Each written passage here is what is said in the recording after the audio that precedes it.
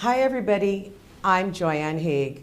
We welcome more viewers in Barbados and across the world to Face It and Fix It on CBC TV 8, YouTube, and on Facebook. So before I introduce my guests, I want to share with you some thoughts, things that are on my mind, and one thing that I have been constantly, or should I say recently, thinking about is that word called patience. And I realize that people are running out of patience for many things. Yesterday, I was at Sky Mall and I was in the line, the Digicel line, having to pay a bill. And it took quite long, and that's because they were explaining something to a customer. And there were people in the line carrying on and using expletives, etc. And when they got inside, they continued to behave in a manner that, was not becoming. So I said to the guy, just be patient. You never know. This may be saving you from an accident. And of course, he proceeds to tell me off, but that was okay. But I realize that people are running out of patience and they don't have a lot of patience for things. But on the other hand, I do get it when an agency is required to do things to make your life better. For example, waiting for your NIS check, having to call and no one answers, and then it's a couple of months pass and you still can't get it. I get that. I totally understand why you would run out of patience. But then there are other things that require patience, like looking after the elderly, looking after a person with a disability. Having that patience is definitely required. So it was actually on my mind when to be patient and when to run out of patience, but not to the point that you curse and you carry on. Because you got to remember that these same people who are trying to help you, when you behave like that, they're going to do what we call that passive-aggressive type of thing, and they're going to make you waiting, and it's going to frustrate you a little bit more. So let's create a little balance. Let's have a little bit more patience when it's required. And to those agencies that you know that you can do a lot better, answering your phone or delivering a check, whether it be an NIS check, welfare assistance, you must understand that people who are in need will certainly run out of patience when it comes to certain things like that. So I just wanted to share that and my experience yesterday at Digicel, when people kind of lost it a little bit in that line. Let's take it easy when it's required to take it easy. And even when you run out of patience and for legitimate reasons, still keep your cool, leave the expletives out, and see if you could find somebody even higher up to help you with your problem. So today we are going to take a look at autism. Tomorrow is World Autism Awareness Day, and it is a serious developmental disorder that impairs the ability to communicate and interact, impacting life and socializing on a whole. And we are going to look at how the community can fix it. Now, on this show, Face It and Fix It, there's so many things that we've discussed that we have to face and we have to fix. But in this particular segment, we're not discussing how do we fix autism, because we can't fix autism. We want to discuss how we can fix the system that makes it more difficult for parents and our children with autism and other disabilities to function, to live their full potential. And that is the reason why we're going to have this particular segment. We want to discuss how do we fix these problems that are being faced by the parents and the children. So as I said earlier, it's World Autism Day tomorrow, so of course it's fitting for us to have them on the show today. On that note, we will also have to share with us that information on the challenges with autism. We have a parent with an autistic child on the show. She is also co-founder of the Lifelong Skills Program, Heather Wiggins, and her co-founder is also on the show today, Debbie Grimes, and they share with us how they continue to face these problems and what they're doing to fix these problems and to help parents when it comes to autism and the day-to-day living and skills that are required for them to function. As you know, today is Green Climate Funds Friday. That's the name we're going to give it because they're joining us every other Friday to talk about climate change and how can we fix that problem. Joining us is National Project Coordinator, no stranger to the show, Dr. ELON CADOGAN, and Project Manager with the Barbados Water Authority, Mrs. SHELLEY PARRIS, will be here later on in the show. As always, you can call us 228-5563 or 228-5562, or send us a WhatsApp message 228-5562. If you're watching the show via social media, Facebook to be exact, type in CBC Barbados, you're going to find us there, and leave your comments. When we come back, please tell your friends, tell parents who have children with autism, if they have a niece, a nephew with autism, this is the show to watch.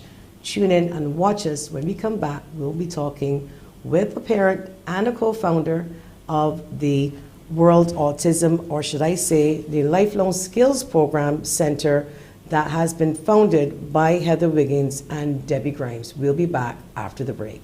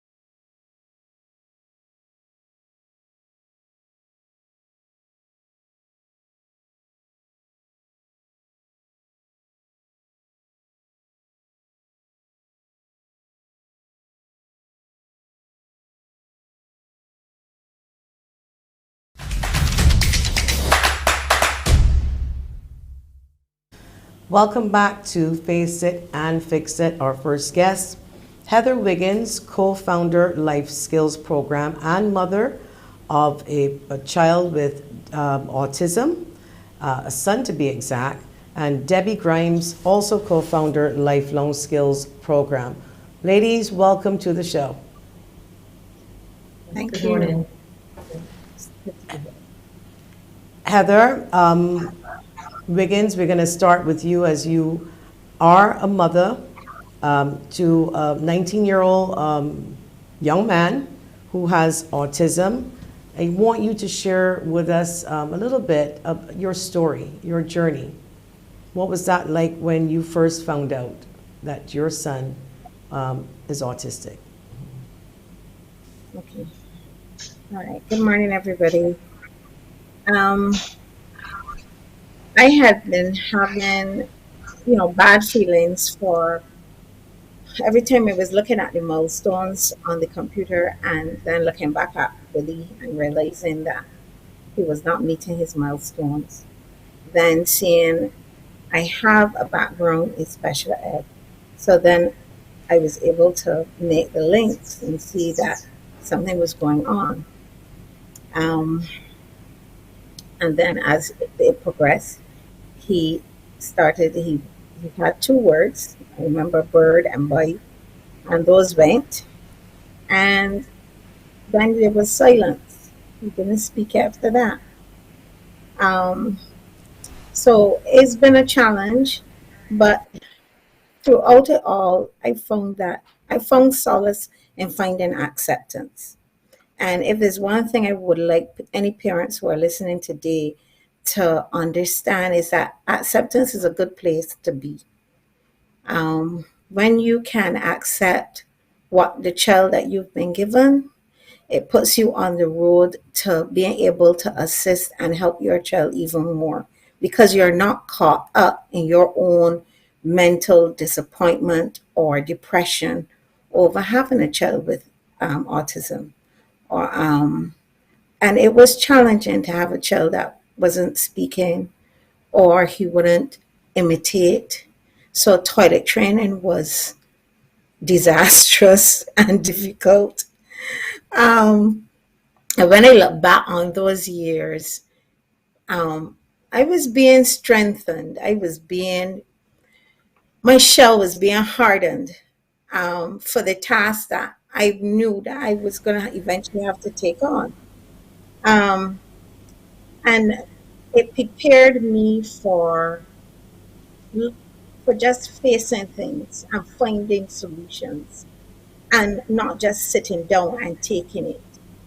And that, I think, when we look back at our history as Black Caribbean people coming out of slavery, we don't realize how strong our foreparents were and how empowered they were to survive this vicious onslaught of slavery. And we come from that stock. So we as parents, sometimes we have to remember that when we face challenges here in this small island developing state, we might not have all the resources of all the big countries out there, but we are strong people and we are strong parents. And when we are faced with challenges, a child with a challenge, we face it, and then you try to find solutions. And that's what I have spent my life doing with Bilvan. My approach has been the philosophy that in every disadvantage there are disadvantages, and in every disadvantage there are advantages. They may be hidden, but you can find them. And I have found them. How And old? so all is not lost. Okay. How old was your son again when you found out that something was different that prompted you to Um, investigate a little bit more? like I said, when I saw 3 years go by, he was 3 years old and it was going by, he still was not speaking. Um, and then all the other things that was coming along with it, the little eye contact at 3 years old, not speaking, um, the going up on the tippy toes, the not really wanting to interact with me. Or if you give him a car, he will spin the wheel and focus on spinning the wheel, not playing with the whole car, and these are all signs of red flags for autism when children do these things.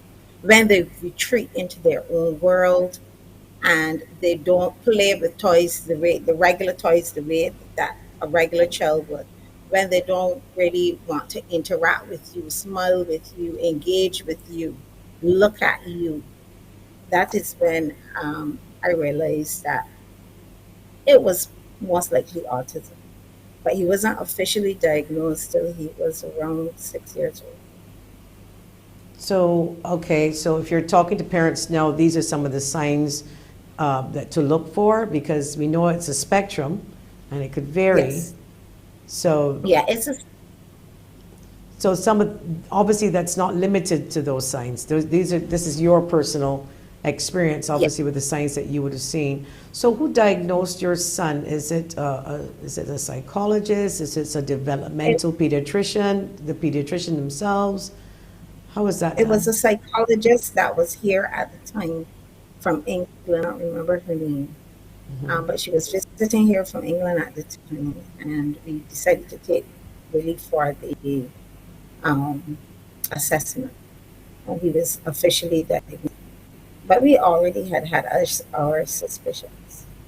Um, like I said, for other parents out there, if you met one child with autism, you met one child with autism. They share similarities across the spectrum with difficulties with social interactions, difficulties with communication on different levels. So with my communication is non-existent. It is not, he's nonverbal, but he might not have any expressive language, but he has receptive language. He can understand what you're saying. There are other children on the spectrum who will be higher up on the spectrum with what you call Asperger's. Those children can grow up and they can go to regular schools. Um, they can most likely lead productive lives. Some we have some that are university lecturers at university, but when you go to have a conversation with them, you might find out, well, okay, this person's reacting a little odd, or you make a joke and the person can't understand the joke. So they have those sorts of difficulties. For example, there was this one man who was saying that he's married to a normal woman, but he has Asperger's. So his wife, they went to therapy so he could practice looking her in the eyes and speaking to her. And they practiced it and they practiced it, and she thought that okay, he had, this is great because now he's interacting with me, he's looking me in the eye. And then he said to her, but I don't know which eye to look at. You you So, you so, mentioned so, you mentioned the diagnosis, and someone came from overseas, and more or less confirmed your suspicions. Now, I remember when my daughter was assessed and with Down syndrome. It was the first 7 days, and of course, there's no test here. There's a test, but they don't do it here. And they said, Mom, your child is displaying features of a child with Down syndrome. So we had to get a second opinion. I mean, without going into too much detail, I can tell you that one of those doctors said to me, and I quote, "Don't expect her to be a lawyer or a doctor or run a business." That is how it was said. Now, I want to know, and for me, I think that the next step should have been, here's a card, here's a group, here's an organization, here are some parents that can talk you through. My daughter's 22. Times have changed, but I did not get that with that particular doctor. So what was it like when you heard? Did you get assistance? Did they point you in the right direction after that diagnosis was official?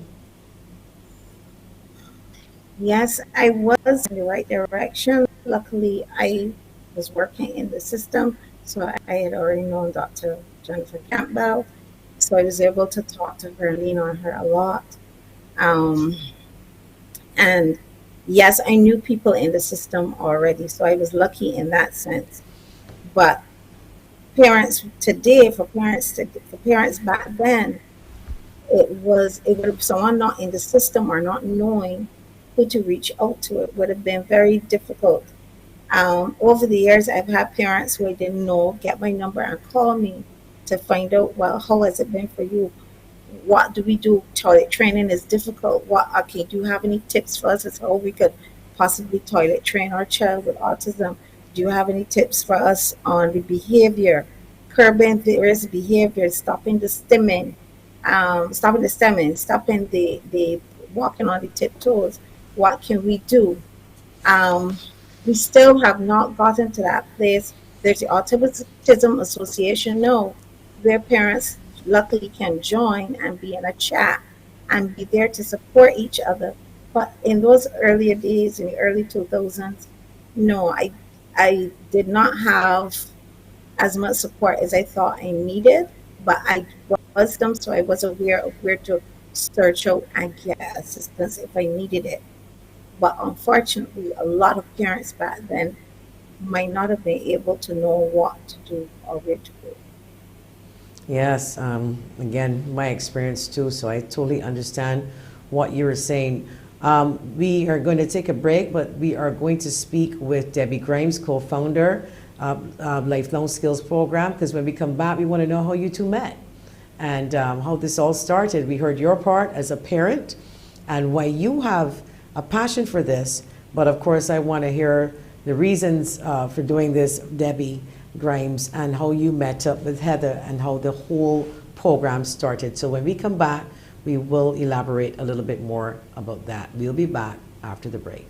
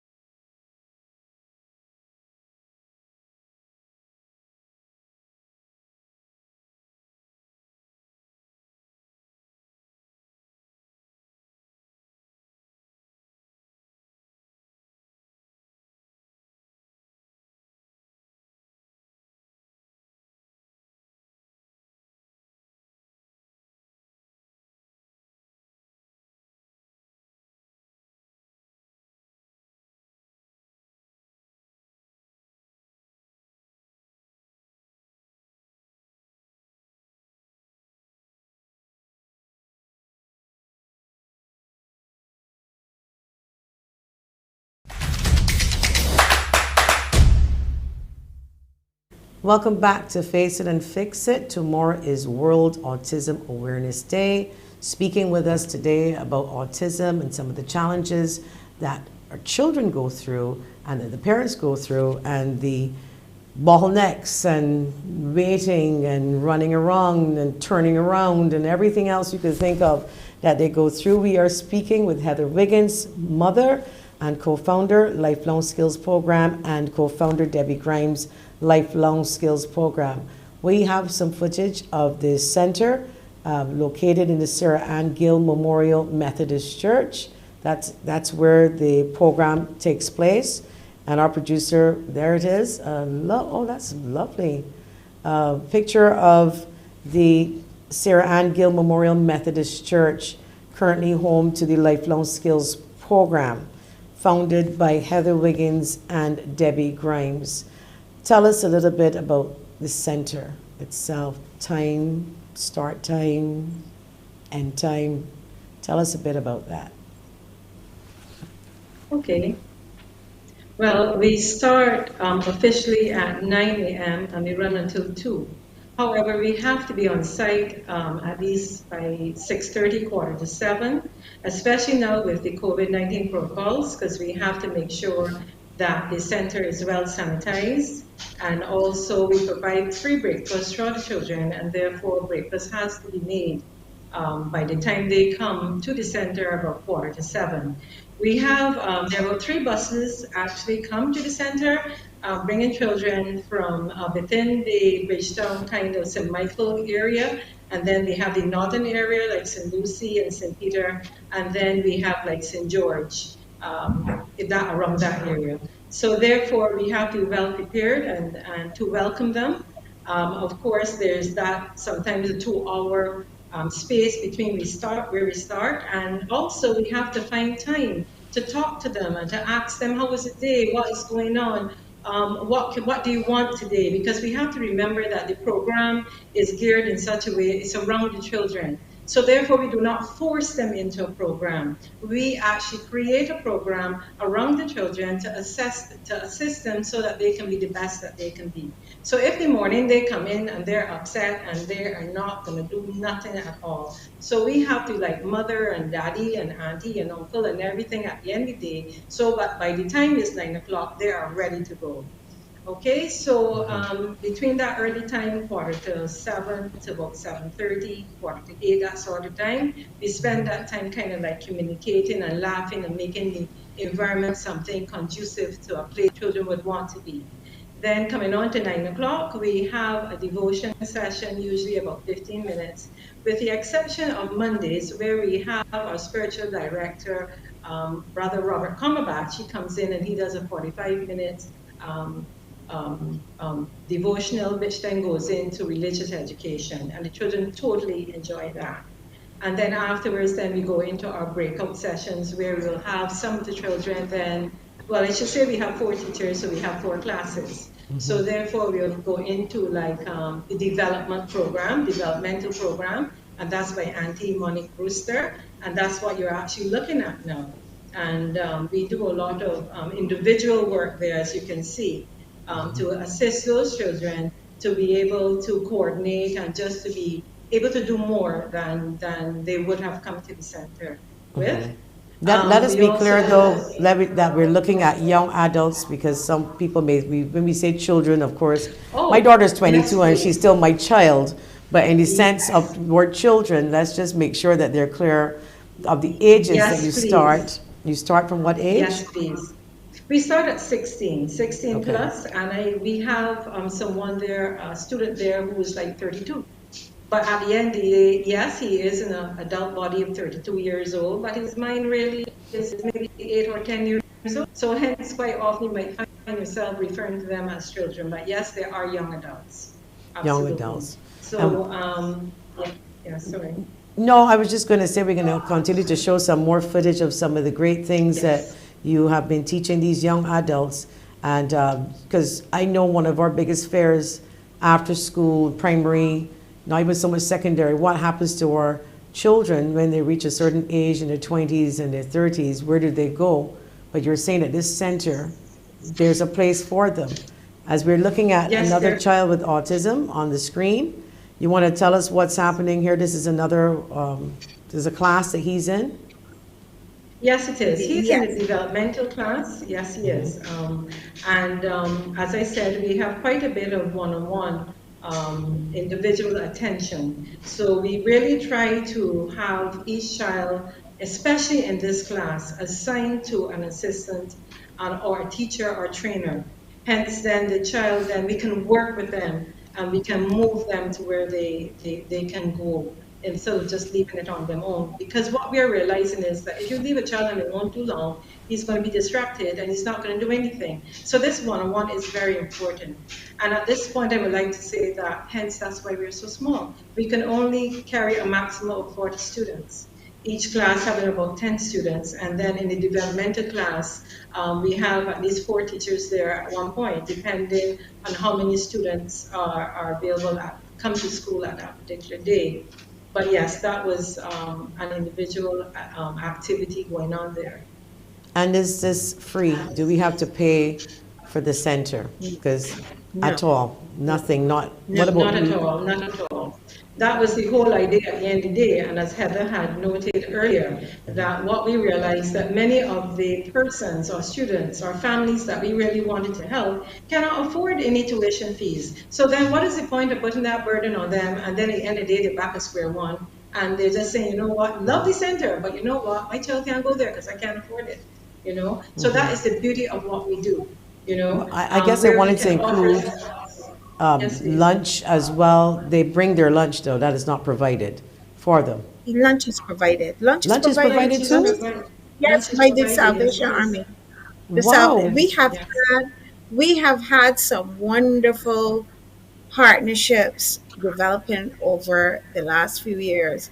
When we started at September 10th in 2018, um, we've had a wonderful partnership with the Methodist Church. The bishop, we actually met with him and he said, you know, this is something he wanted to do. So that space that you see there at Angel Methodist Church, Oh, yes. that should really be rented for $3,500 a month. Wow. The church takes $10. And then you have, outside of that, you have our other partnerships with the Salvation Army. They have been providing and bringing hot lunches for the last almost 3 years. And we have other partnerships with other private companies that provide us with breakfast items and bread and that kind of thing. So we're able to do the what we call the feeding program. Basically, Joanne, what Lifelong is supposed to be doing is we're supposed to be looking at the United Nations Sustainable Development Goals as well. Like I said, our focus is at-risk special families and people who cannot pay. Those who can pay can come as well. You can pay either. But our focus is the at-risk special family who cannot pay. And you can come, you can get a free breakfast. You can get your child that is on the lower end of or the more profound end in the area of special needs. You can get that child into the developmental class where they can learn self-help skills like you were saying there. Threading buttons, teach activities. Um, they also do, Monique does, Auntie Monique is one of the parents who was unemployed. And Auntie Monique has a first class honors degree from BCC and she does phys ed. So as we interviewed the parents that were coming, we realized we have parents who had skills. So why not employ them? And these were parents that were home because they chose to leave the workforce because their child, they wanted a safe space for their child and they thought that safe space was home. But now Auntie Money is employed down at the center and she comes every day. At first she was volunteering, and those children who might have been home developmentally wasting away, now they do phys ed. Today is physical education, and they enjoy it. They enjoy being able to move, jump, play. What is it? They play Debbie, the one with the when you throw the ball. Yeah, they do They quite love a few activities. Yes, we do Yes. quite a few activities. They And do then a we few have different the care activities. to the child who is needs to learn skills. So we also offer masonry and tiling. We also offer sewing. We also offer lawn maintenance and weed whacking. And we also offer, we want to do we're going into power washing and carvaling hopefully next term. Know that we're back out. And we also have an agricultural program that we want to start. I, That I we're meant looking for funding. I meant to ask you because people listening, even though it's World Autism Day tomorrow, we're talking about the center. Do you have other persons there, young adults with other disabilities that you take in, or only persons with autism? Is it a variety? Yes, it is. It is a variety. We have at least 4 students here with Down syndrome.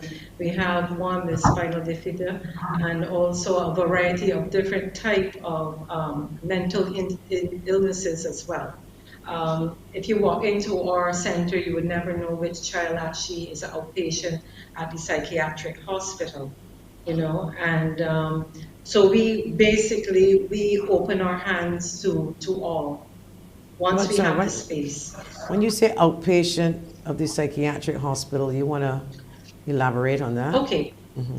Sometimes what you find that depending on the disability, there might be a component of behavior, a bad behavior, if you want to put it that way. And quite often when you find children like that, people like to keep them at home. What we have realized that in speaking to these parents, we are saying to them, look, you cannot do it on your own, neither can we, but there are organizations out there that can help us. How about if we just come together, work together for the benefit of the child and see how best we can come to some form of a kind of an even ground that we can work with these children to help them to function within what we call the regular society sort of thing. And as a result of that, what we realized that we had at least 5 children who were attending the psychiatric hospital as outpatients. In other words, they don't live there, but they go for medications and stuff like that. And we're saying to the parents, you know what, we're happy to, and we would work with you. So as a result of that, between the doctor at the psychiatric hospital, the parent and ourselves, then we come together and we see how best we can help that child to move forward. And I'm going to be very honest with you. I know there was a lot of negative talk about the psychiatric hospital, but in all fairness, what I'm finding is that those students who actually attend, and we work closely with the parents, because we provide report to the parent, or in some cases directly to the psychiatric hospital, we are seeing progress. So I'm saying it can happen. It's going to take some time, but it can happen. What I would also like to say as well, that we also have 2 other teachers there, Becky Walker and SHELLEY Ramsey, both of which have children with disabilities. And because of that understanding, they are able to work with such children and to help them to develop the best that they can at the end of the day. You know, so the other point, and I really want to put this point in, the center of itself is not just an educational center. It is one combination of education and social care. It's one with a family environment. So hence, yes, we have a chat, but the chat then incorporate a family kind of love, a family kind of network. So it makes it easier then for us to speak to one another and to see how best we can help one another. So in other words, the child who just has autism, I will not say just, but the child who has autism and is doing quite well can relate to the parent. That parent can relate also to the other parent who has a child at a psychiatric hospital who might not be doing as well, but can offer support and to encourage. And that really and truly is what our center is all about. It is to help and to empower and to assist those who really, really want to see better for a child. And I want to say one other thing as well. Not that there are parents out there that do not want to have the best for their child, but quite often, as Auntie Heather said, they do not know. They do not even know what their child can do. So therefore, when they come to us, we will say to them, you know what, we're going to work with that child. And we had a boy who actually came, and his mother said, "You know what? I don't want him outside the weed whacker because he's gonna cut off his toes." But you know what? What we realized that at the end of the day, he understood. He can read and he can write, but he understood how to reel that coil around the whacker, the little string that sticks out. He Yes. knows how much oil to put into the gas in a gallon container. He knows where it's supposed to go, and after a while, he learned the skill of how to do it. Okay, So, and the parent would say, "But I didn't know. I didn't know." we're gonna take a quick break, and we're gonna come back and talk a little bit more about the center. And I certainly wish to address the psychiatric hospital in the comment that you made on my personal views. Maybe come back after the break.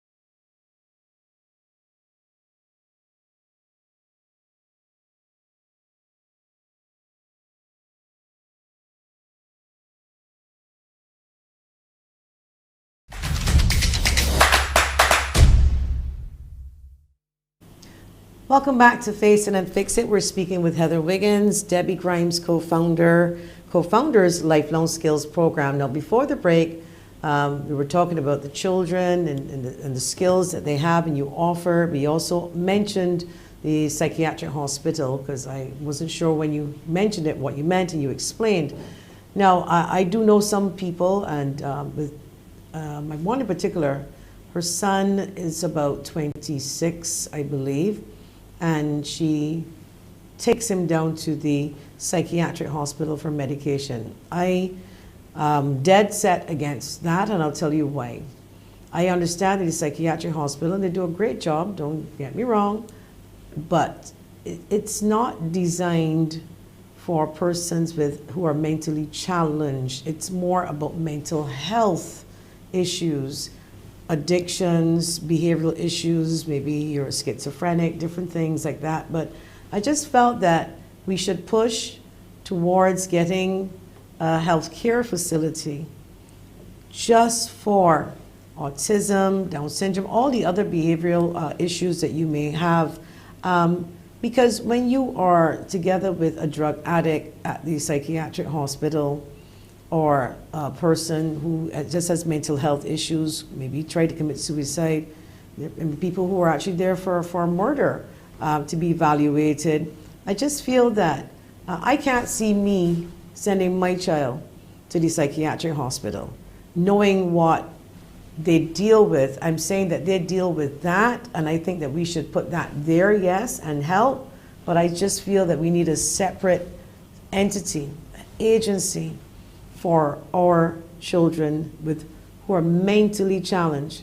Big difference. I don't know if you share that view, if you understand where I'm coming from, and particularly you, Heather, as a parent. Understand exactly what. Go ahead, I can hear you now. I understand exactly what you're saying and where you're coming from, and it would make more sense for us to separate out mental health, mental challenge, in terms of one. Yes, correct. Because what I'm recognizing now as my son mature, he ages, but he doesn't mature emotionally. What I'm realizing is that when they get into that full body of being a man or being a woman, they change, things change. Their bodies change, their feelings change. And in some instances, they don't know how to manage, how to cope. So they need assistance and help in that realm. There's no doubt about that. And as a result, I've seen children entering puberty and go off because they don't know how to cope or how to manage. I've seen that happen to some children. So as your child with a disability matures and grows, you're going to have different challenges along the way. And some of those challenges might be behavioral, um, and they may need medication, but that does not mean that they should have to go necessarily there. Right, correct. They can be separated out. But again, these are things that we will have to ventilate and hope that as we ventilate them, we can get changes to the system. Okay. So we want to move on now to the parents. And you, before you said that, the parent wasn't too happy with the weed whacker, and, the little boy actually knew what to do. I'll be honest with you, I probably would be that parent. I'd be like, hell no, my child. I actually was accused by the staff at the Derek Smith School, which I thought was a very nice school, by the way. They said, Joy, you're delaying your child. And I'm like, how, Joy, you got to let her fall sometimes. You got to let her try. And I'm saying, Yes. give birth to a child with a disability, with 2 heart defects, 2 holes, 1 valve, had to fight to get her surgery overseas. Government wasn't doing it over here. Had to fight government then to get it done. You're exhausted. You don't even want her to stump a toe. That's how I feel. And I recognize that parents can actually do that. We become so protective that we don't realize we are the problem. And Sky, if you're watching, and you know you are, I apologize, honey, because I should have let you take that plastic off the straw with your teeth. I'm like, no, don't let her pull it in her mouth. She may swallow the plastic. Imagine how crazy I was with my protection. So what should parents know? What would you like them to know about this center when they get there? They're concerned and got anxiety like me. Okay, well, the first thing, what you have to remember that we have parents who are very much involved in running the center who already have children with disabilities. So they understand fully. They have the patience, they understand exactly what you're saying. And I must tell you, even those same parents, don't fool yourself, when they have to, they go outside or anything, oh, don't let her go this way, or don't let her do this and whatnot. And so I say, okay, let's chill, okay, let's do one step at a time, let's see what can happen. I remember, and I think Auntie Heather, I remember we were having a problem with the bus at the time. The bus wasn't coming on time. Parents want this particular young lady to get home by a certain time they couldn't collect. And we said, well, what about the possibility of letting this child take the bus? Like, it's a straight bus from Spikestown to Oistins. And it's like, oh my gosh, I don't think we can do this. I don't think. But you see, the thing about it is we already had a teacher's aide who was taking that bus. And I said, you know what? Let her go with her. Let her take her time. Let her follow through. We did this thing for like almost a whole term. Do you know that right now she takes the bus at the bus stop? She goes from the Spikestown bus straight to Oistins. She gets out. She knows where she goes. Her mom also gave her a key so she can get in the house, and she takes the bus to school every morning. Of course, we will call and say she arrived. Okay, to put that anxiety over the way. But I'm saying that's just one of the things, and it helped them to start to develop. Things like, for instance, we had two young men actually who actually parent can take them to school because they had to leave early in the morning. And you know what? I remember one morning, parent called me about 10:30 and said to me, so-and-so is not going to be at school today because I had to leave him, it was too late. I said, what? I said, he was here since an hour ago. She said, you've got to be kidding. He said, you've got to be kidding. He walked from up at Garrison right down to Lifelong. So it shows that, and he's not the only one, so it shows that these children can understand quite a bit. And sometimes we have to, I'm not saying that's the correct thing to do, but I'm just showing you that there are possibilities and they can do a whole lot more than we seem to think. And you're right, I don't have a son or a daughter with disability, but at the end of the day, it helped me to understand that, you know what, like what my husband always tell me, you have to let go. You have to. Well, So, I understand that part, but I think for me, and I'm sure there are many other parents, because I know a lot of parents, I may be a little extreme, but I think my biggest problem is not stopping her from living her best life and even to her fullest potential. It's the fear of the public, those who are not sensitized to what our children go through, those who may want to make fun, those who may interfere, those that when they do interfere, that the We've had law that. does not recognize that you getting the same time or We've 3 had years that. for assault yeah. to a person with a disability and the same 3 years if the person didn't. I have issues with that. I have issues with it because I always tell people you never know if you will go to prison. Never say it, never.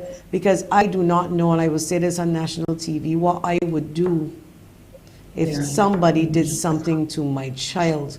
So and especially when she cannot, as God help those who are nonverbal. But imagine, Oh, yeah. when you have to go to court and then they look at your child and think, well, you know what, dismiss that case. He or she can't speak. This thing, you know who did it, but the poor child cannot. So I have issues with that. So I recognize it's not that I don't want my child to do so many things. Society scares the living daylights out of me. It really does. And I don't know how to let go of that, to take that chance.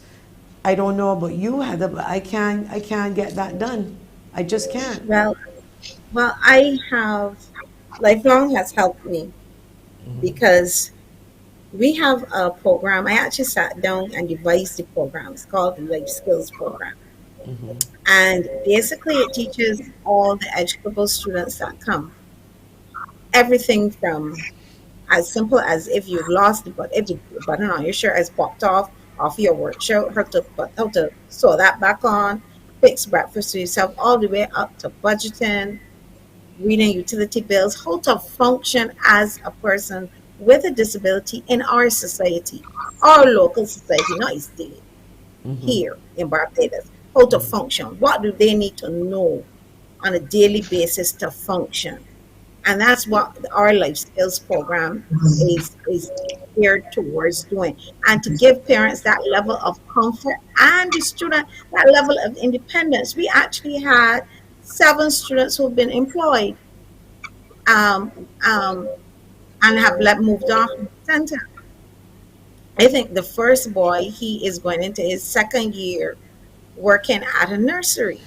He passes my house every morning at 6 o'clock with his haversack on his back. I know he's early every morning for work, but he has been taught by going through the program. He has been taught how to the confidence to go out there and apply for that job, how to answer the questions. He knows how to take the bus, how to go on his own. He knows how to handle his money because we do money management sessions where they learn how to actually recognize the specimen, the $50, the Barbados $50, $2, $10, $5, how much money you have. They know, some of those boys know if they get a Thailand job, how to calculate Their what the money. person owes and how much the job should cost and what I change, know what some people who say, listen, all I need to know is how to add, maybe subtract and say my name, There's some yes, people yes, who would tell me and that, that's what they do. but as It's you say functional that, academics.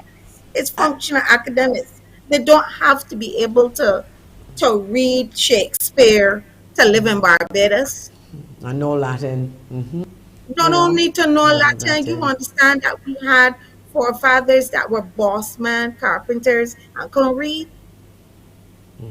So they don't need all of that Latin But and for me, as I said, when we do that, I want us to, I'm hoping, my wish is to, as we help our children, we really need to help society understand how do we live together in a respectful and humane way, knowing that there are people with differences, they're not be like yours, they're vulnerable, work with them, respect them. And as I said, while we spend time doing and trying to educate our children in the best way we can to get them to live in this society, I want to be able to teach society how they live with our children, because if we do just one and not the other, we're not doing anything, in my opinion.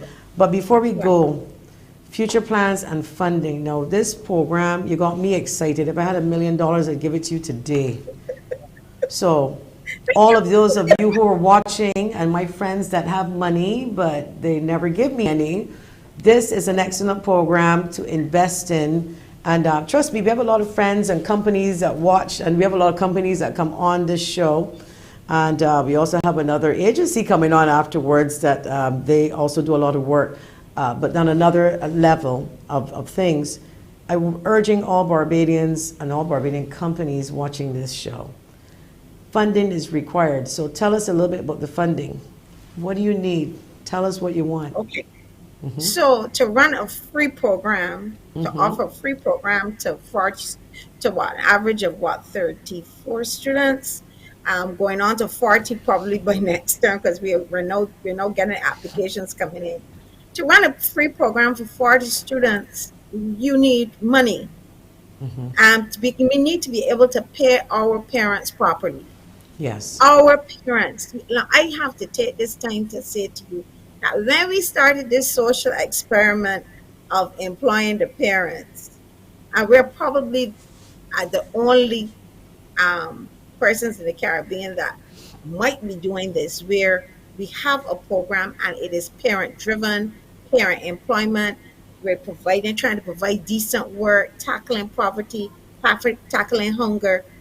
Then you have a program like this. I have to show to my parents, Betty Walker, awesome. Sheldon Ramsey, awesome. Uncle Darrell, awesome. Auntie Betty, Auntie Monique, awesome. And all of the volunteers, Carrie, all of them that come every day. And our parents have been working at one point since December without pay. Wow. So they come and they work. Do you get government?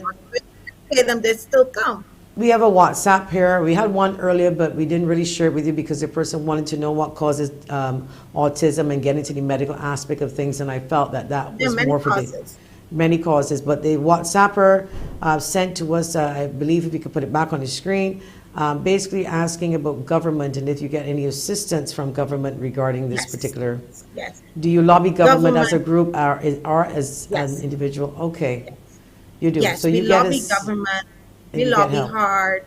We beg hard. Do you get help? Yes. We Every have year? been getting assistance from Every year? This is like a subvention or they include Well, you? we've now recognized we're a young organization since 2018. So we've had to prove ourselves. So we have just gotten assistance. We've been getting yearly assistance now. Well, starting from this year. And government has been there for us. They have commended us for our efforts. They have been recognizing us. Who says hard work does not pay off? They have been seeing that our parents have been committed and coming and working when we can't pay them. And they have responded and said, you know what, this is the right thing to do. And when I could hear that from a government official, I was like, he said, don't thank me. This is the right thing to do. You want to share with us who that government official was? Is that for the Ministry of People's Empowerment? Is that ministry? Well, hey, shout them out. If they did something wrong, I would say. If they did something right, you know. The ministries that have been really good to us have been ministries of youth and people in empowerment. And people in empowerment, very good. And Minister Strawn has been awesome. There you go. Okay, well, shout out to the government. I mean, we give them licks when we have to give them licks, and we can give them kudos. Yeah. I'm stealing 2 minutes from the other segment because I need this to get out. Parents, children, 16, 18 years old, with a disability, please tell me how they can access what we call a funding or a stipend for them to assist them with their day-to-day living. A lot of parents don't know it exists, and I want you to quickly let us know. Because before you said, I remember we spoke before, blind, deaf, those without speech normally would get this assistance. But parents listening right now, your child is, what, 18 years old, and they cannot work. Tell us quickly what and how do they navigate the system? Well, a part of our, as we said before, as I said at the beginning, as a parent, I went out there and I looked for the advantages that I could find. And I've been sharing them across the years with everyone I could find. Um, you can apply. You can apply for an NIS benefit, which is the non-contributory pension. If your child cannot work, you can apply for the NIS benefit. But you have they right now under the act it says blind, deaf, or mute. So a nonverbal child, you can apply now. It is not a, let me be careful. It's not a right. You do not go in and apply and just get it. It is not a right. It is something that they consider, and when they consider, they if you qualify, they will consider whether or not your child qualifies, and then they will issue the benefit to you. But you have to qualify. It is not automatic It's right. not automatic. Well, It is not automatic, but you can apply for it, and in applying for it, you will be heard, and you can make your position there. And I've experienced, I've been told no several times when I first attempted things over the years. And I'm encouraging parents, do not let no deter you. When you hear no, get up, dust off, go back, knock on the door. When they open the door, say, but why not though? Well, I actually have a saying that for me, no is an energy drink. It's the name of an energy drink. It is. Every time you Yes, tell it me is. no, it gives me more energy. So keep All right, telling me, then. and at some point, but we got to wrap up. I want to thank you so much. This has been so informative, and for people who obviously know having children and hearing, recognize it because you don't recognize it at birth, that your child is autistic. There's some assistance, and there's this awesome program, Lifelong Skills Program, located at the, where is it exactly is it located? The Sarah Ann Gill Memorial Methodist Church before we go?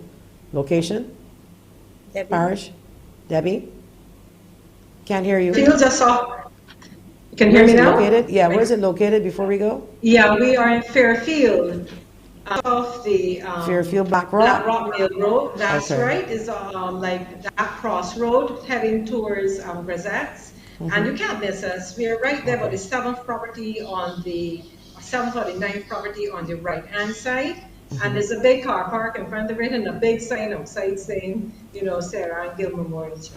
Okay, well, I want to And leave thank, your number, Debbie. telephone number? Telephone number? Yes. Well, right now we use our cell phone number 243-5254 because that is more convenient. Oh, okay, 243-5254. Yes. Okay. Well, I want to thank Auntie Heather and Auntie Debbie, because this is what we're going to call you from now on. Hopefully we'll bring you back. And thank you so much for giving us this information and navigating and helping parents to navigate how to face the situation of autism, but how to fix the system, because we're not asking people to fix the children in the way that we're thinking of. We want you to fix the system so we're better able to assist our children. I want to thank you so much. Thank you very much. God bless both of you. You are heroes. Someone wrote in and said you're both heroes. Thank you so much. Thank you. Thank you. We'll be back after the break with Dr. ELON CADOGAN and Mrs. Shelley PARRIS from the Barbados Water Authority, ELON from the GCF. We'll be back.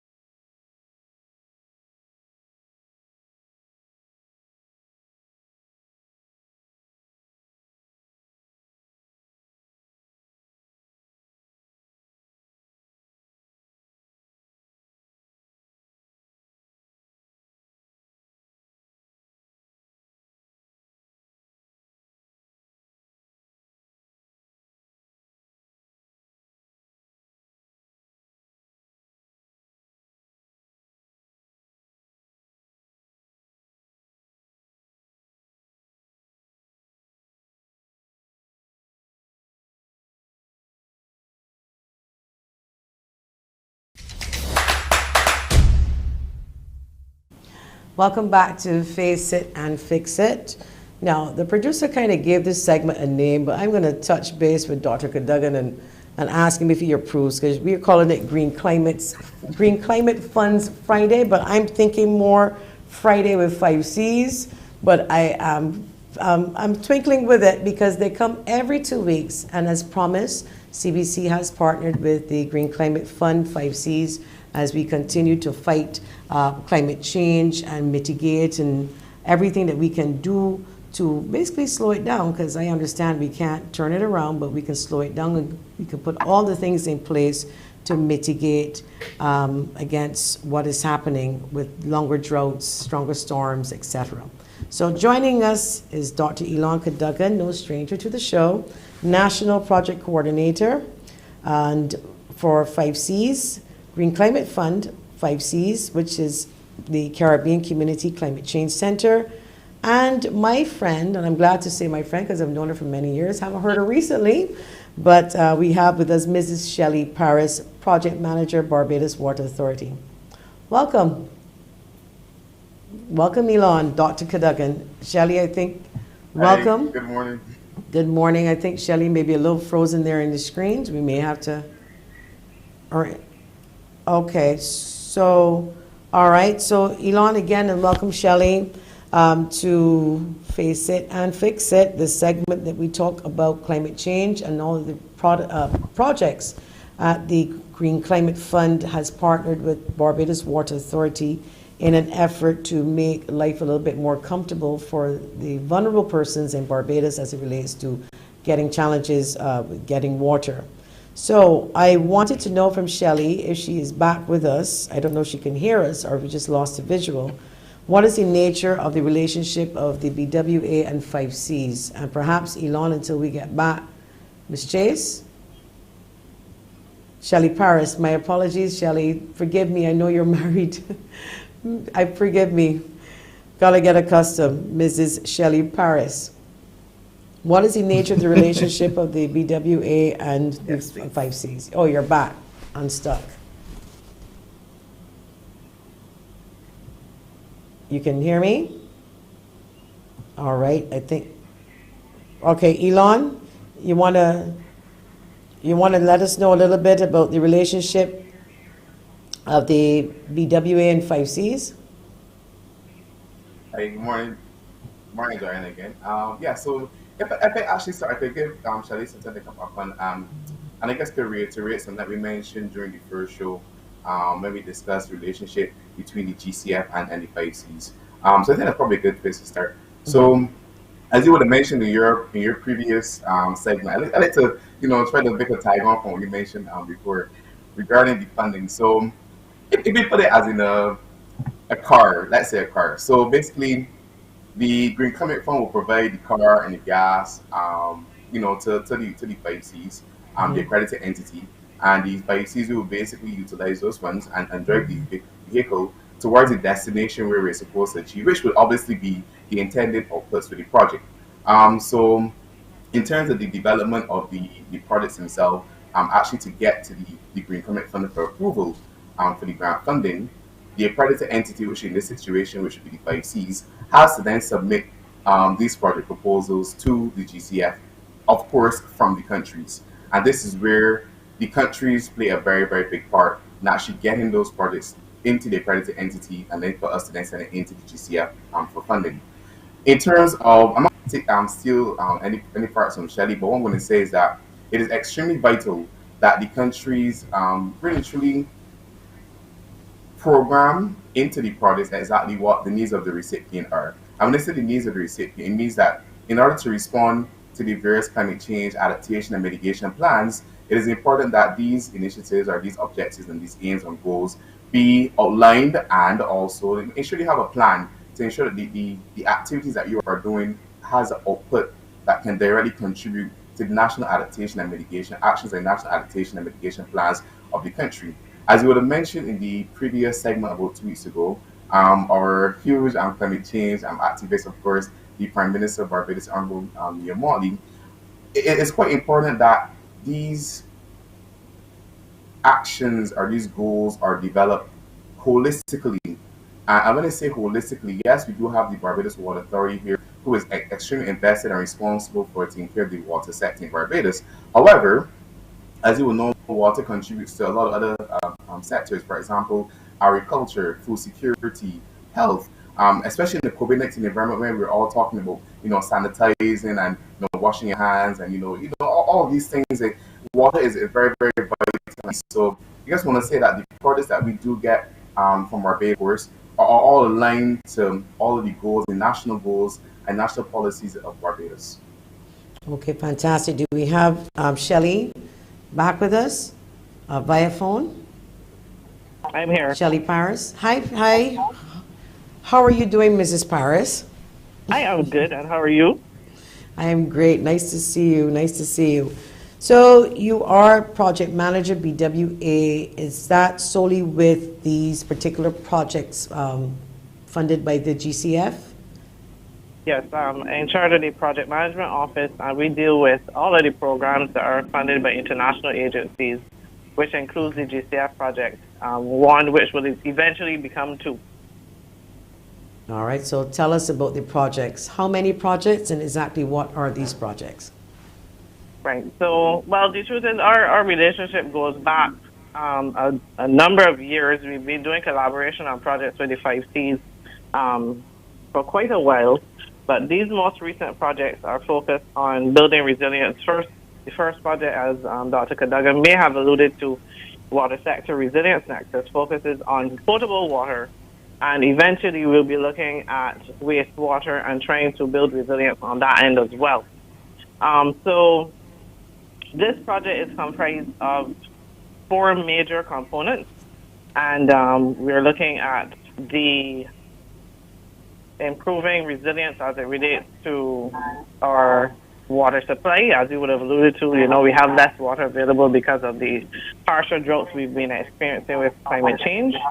So to make sure that we maximize what we do have available, the project basically has looked to decentralize the water supply so that we have resilience more at the micro level for the persons who need that water to do their, different activities, residential, commercial, or otherwise. So we have, as a part of that, we were looking at the replacement of mains. We have the erection of additional water storage capacity for some health institutions, for schools, and then we're looking at the residential areas as well. And in terms of reducing the carbon footprint of the BWA as the biggest electricity consumer in Barbados, pumping water across the island, one of the main focuses, FOCI, is the installation of renewable energy sources in the form of solar photovoltaic systems at 3 of our largest pumping stations across the island. We're also looking at capacity building through trying to ensure that we have better water use practices across the board by first sensitizing our own staff, and then we're looking at a kind of train the trainer in the community kind of model so that we sensitize Barbadians about maximizing and reducing water wastage at the personal level. So, okay, so if I'm listening to you and I live in the parish of St. Lucie, and let's talk about one of the projects where we're talking about replacing mains. And I believe all Barbadians must know that you just can't rip up every main and replace it overnight. It's a process. Is that part of the project from GCF, including the mains in the north? Is that under the GCF project? Because you mentioned that about mains replacement. You want to talk a little bit about that? Okay, so part of the arrangement for this project is that as a small island developing state, under normal circumstances for loan agreements, we're expected to put in a significant amount of funds. But the model that this allows for is for the contribution of other investments of government to represent the equivalent of what we would call counterpart financing. So we call it co-financing in this instance. A while back, under a previous program funded by the IADB, we would have identified over 400 kilometers across the island for replacement as priority. And St. Lucie has been identified a number of times over the years. And in consecutive programs, we've always included a portion to address the replacement of mains in St. Lucie, recognizing that the quality of infrastructure up there had deteriorated so badly that we have a number of bursts, and then we have the water quality affected as well. So the most recent mains replacement project that we had under the investment with the Caribbean Development Bank is what represents our co-financing for this project. And we included the replacement of the 10-inch transmission line from our Allendale well source, about 2 kilometers of it, as one of the main ways of putting emphasis on trying to alleviate the problems in St. Lucie. We have another couple of upcoming water sector programs that we're also looking to address further mains in the area, and the Water Authority has plans. The government has seen it as crucial enough or critical enough that we prioritize the replacement of the entire parish over a period of time. But this represents one of the ways that we're trying to address that in the immediate time.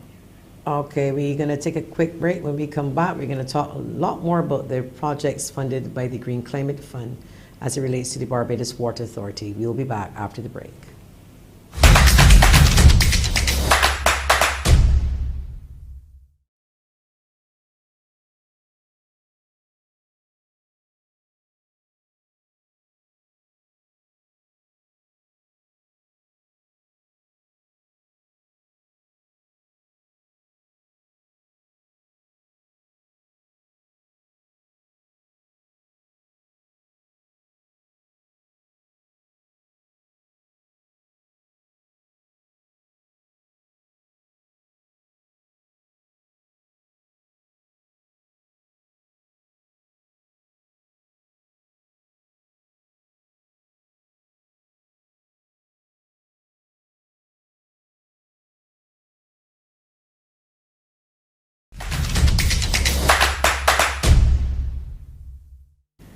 Welcome back to Face It and Fix It. We're speaking with Dr. ELON CADOGAN and Mrs. SHELLEY PARRIS.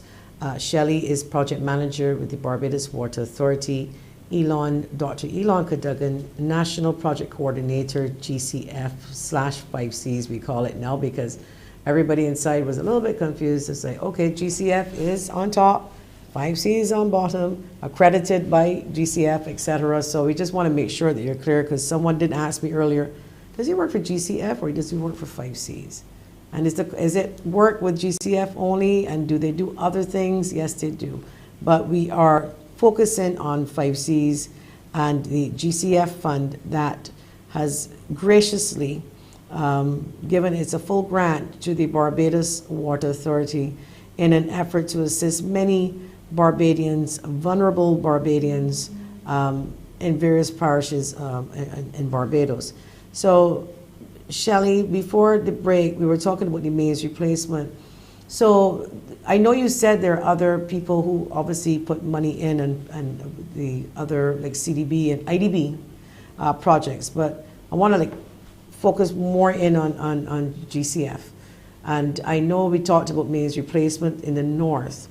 What are some of the other projects funded by GCF? I know I've seen a number of water trucks, and we know that solar, a lot of stations are going to be changed over from the traditional electricity into solar generated energy. Could you tell us a little bit more about some of the things that GCF has mainly contributed to? I'll do the renewable energy first, and then go back to the other initiatives you mentioned. So, okay. As I mentioned, we have a significant electrical demand at the pumping stations across the island, and as such, the project is focused on installing 6.5 megawatts of power as a mix of solar photovoltaic systems and a micro turbine that's going to be powered by natural gas for the time being. And as such, those systems will be spread across the Bomiston, Bell, and Hampton pumping stations, which represent our highest demand points as some of the highest water producing sources for the island. Additionally, we will be looking at receipts, Unfortunately, at the time when we received them, we were at the height of a great need coming out of the dry season challenges across our system, Hurricane Elsa, the ash fall. So those tankers assisted us greatly when they came in around June last year. There was one large 5,000-gallon tanker and 1,500-gallon water tankers that assisted us in providing the people of Barbados with water. Additionally, we're looking at as I said, increasing resilience personal tank and rainwater harvesting systems, which will be going to educational, about 22 schools, polyclinics. We're including the Queen Elizabeth Hospital is getting additional storage there to make sure that our health facilities have that water they need to provide their operations. And we've also looked at almost completed the upgrade of what is called the supervisory control and data acquisition system. That is supposed to further our effort to be better at analyzing our system, being able to monitor it, but being able to analyze it and respond proactively as opposed to reactively. We're also looking at the groundwater system in terms of developing a computerized model, as well as retrofitting of infiltration, or the more commonly known suck wells, to increase recharge across the island. And finally, we have areas where we're looking at building, as I said, we mentioned capacity, but sensitizing the public is an area that the project will be spending, some funds to make sure that we get the message out there comprehensively, and especially like mediums like this, to make sure people understand the importance of water and using it wisely. Well, I meant to also get to that, but we can get to that shortly, because people have to understand, because right now, if they're watching at home, especially people in the north, who are currently receiving brown water as a result of old mains, with the assistance of GCF and other agencies, but in particular GCF, as this is the focal point here, at least it's comforting to know that something is now being done, but it will take some time. I would imagine. Can you tell me if the project in the north regarding the mains replacement, or should I say, where will it start, or has it started under this particular set of funds? Well, the work that was allocated under the funds associated with this project have actually been completed already. That main system was commissioned in August last year, but the Water Authority has a number of, I would have to say, short, midterm, and long-term projects planned for that area, which address mains replacement specifically. We have work that has started in the Well Road, Pike Corner area, with replacement of a 6-inch main. The main is actually almost nearing completion at that particular area. We have an 8-inch main that was giving us a lot of problems between our Lambert and Boxer Well storage points and pumping facilities, and that is well advanced as well. So within the next, I would say, 4 to 6 months, you would see, and as time goes on, we will continue to expand our replacements across the system. And we're also looking at the resilience of the sources of water with the installation of containerized desalination plants. That's why we call a mid to long-term measure that is well underway to be able to ensure that we have that amount of water available despite the conditions with regards to reduced rainfall. This is brackish water or seawater plant? Yeah, it's a combination of the two, at two different sites. Oh, okay. Oh, very good. Trying to make sure that, yes. And then our most recent activity just completed was the cleaning of the traditional source for the area, the Allendale Well. And that's finished? That's finished now? Yes. Okay. So that Any system improvement? is back online. We are told that we are seeing significant improvement in the quality of water thus far. Good. Excellent. So let's talk about the rainwater harvesting. And ELON, I can get right back to you, because when I think of it, I'm asking myself, so people are like, okay, so does that mean is it for farmers? Is it for just private people? Do I have to replumb my system to separate my rainwater if I want to flush a toilet versus if I'm using it at the sink in the kitchen? You want to tell us about that particular program? before we move on to the others, the rainwater harvesting program. Right. So that particular